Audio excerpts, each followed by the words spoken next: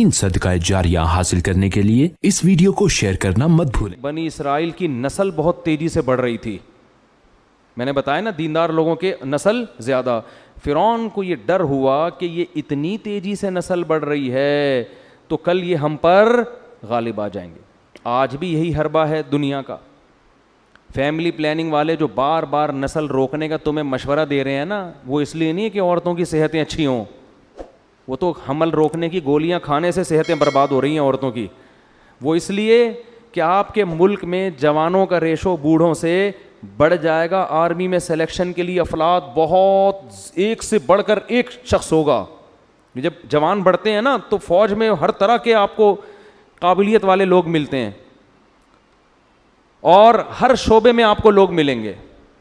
تو فرعون نے بھی یہی کام کیا کہ ان کی نسل اسپیڈ کے ساتھ بولو بڑھ رہی، اور نسل مردوں سے بڑھتی ہے، اس لیے کہ جب بھی کسی قوم میں آپ نکاح کریں گے تو بچہ منسوب کس کی طرف ہوگا؟ باپ کی طرف۔ تو پہلے بھی ایسا ہی ہوتا تھا، تو باپ کی طرف منسوب ہوگا۔ پھر فرعون کو خواب بھی آیا کہ بنی اسرائیل میں بچہ پیدا ہو رہا ہے جو میری حکومت کا تختہ الٹ رہا ہے، اس خواب سے بھی وہ ڈر گیا۔ تو قرآن کہتا ہے یذبح ابناءہم، اس نے کہا ان کے بچوں کو ذبح کرنا شروع کرو۔ وجہ اس کی یہ تھی کہ اس زمانے میں حمل روکنے کی تدبیریں ایجاد نہیں، ورنہ فرعون فیملی پلاننگ، کیا زبردست شعر کہا ہے نا، یوں قتل سے بچوں کے ہوتا نہ وہ برباد۔ افسوس کہ فرعون کو کالج کی نہ سوجی، ایک یونیورسٹی بناتا اور اس میں بنی اسرائیل کے بچوں کو ایڈمیشن دلوا دیتا اور مس گیدرنگ کر دیتا، لڑکا لڑکی ایک ساتھ بیٹھیں گے، تو بنی اسرائیل میں ویسے ہی غیرت ختم ہو جاتی ہے۔ وہ فرعون کے سامنے سر اٹھا کے بات کرنے کے قابل پھر انہوں نے رہنا ہی نہیں تھا، لیکن اس میں کھوپڑی نہیں تھی اس بیچارے کی، بیچارہ تو نہیں کہنا چاہیے، خیر۔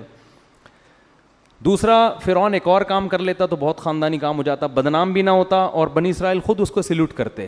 وہ فیملی پلاننگ کی، خاندانی میں منصوبہ بندی کی تنظیم بناتا، پھر وہ عورتیں گھر گھر جا کے بنی اسرائیل کی عورتوں کو سمجھاتی ایکچولی ماں کے لیے صحت بہت ضروری ہے، 2 بچوں میں اگر مناسب وقفہ نہیں ہوا تو اگلا بچہ کمزور پیدا ہوگا، اور پھر آپ کو پتہ ہے آج کل خوراکیں کیسے چل رہی ہیں، منرلز کی کمی ہوتی ہے، آج کل جو ہم آٹا کھا رہے ہیں، روٹی کھا رہے ہیں، فارمی چکن کھا رہے ہیں، اصل میں ایکچولی اس میں یہ ٹوپی ڈرامہ کرا کے نا ان کو 2 پہ لے آتا، سیٹنگ صحیح بیٹھ جاتی ان کی،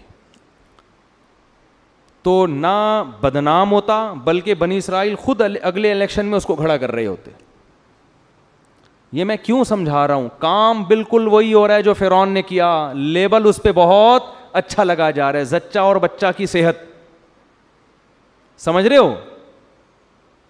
اس میں صحت نہیں ہے۔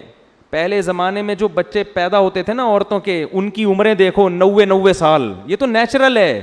آپ نے عورت کو فطرت سے بغاوت پہ اکسا دیا، اس سے اس کی صحت کا بیڑا غرق ہو گیا۔ کوئی بریسٹ کینسر ہو رہا ہے کسی کو، کسی کے گردے خراب ہو رہے ہیں، کوئی شوگر وقت سے پہلے ہو رہی ہے، یہ سارے ان میں بہت بڑا دخل نسل روکنے کا ہے۔ تو فرعون کے پاس اتنی ٹیکنالوجی نہیں تھی کہ وہ فیملی پلاننگ اور خاندانی منصوبہ بندی کے خوشنما نعرے لوگوں کو لارے رپے دے کے الو بناتا، تو اس نے کہا اتنا نہ جانتا، تو اس نے کہا سیدھا کیا کرو، بچہ پیدا ہو تو اس کو قتل کر دو۔ تو قرآن کہتا ہے یذبح ابناءہم ویستحیی نساءہم، عورتوں کو باقی رکھتا تھا تاکہ ہم ان سے نکاح کریں اور اپنی اولاد پیدا کریں، اپنی بڑھاؤ نسل، دوسرے کی روکو۔ یہی کام آج وہ لوگ کر رہے ہیں جو ہمارے دشمن ہیں، اپنے ہاتھوں بچے پیدا کرنے پر الاؤنس لگا۔ آسٹریلیا میں فی بچے اتنے ڈالر ملتے تھے کہ وہاں جب میں گیا تو پاکستانیوں نے بچے پیدا کرنے کے علاوہ کوئی کام کیا ہی نہیں۔ انہوں نے کہا جب اتنے پیسے بچے پیدا کرنے پہ مل رہے ہیں تو گورنمنٹ کو یہ لا چینج کرنا پڑا کہ ان کمبخت سب نہیں ہوتے، انہوں نے تو اسی کو پیسے کا ذریعہ بنا لیا۔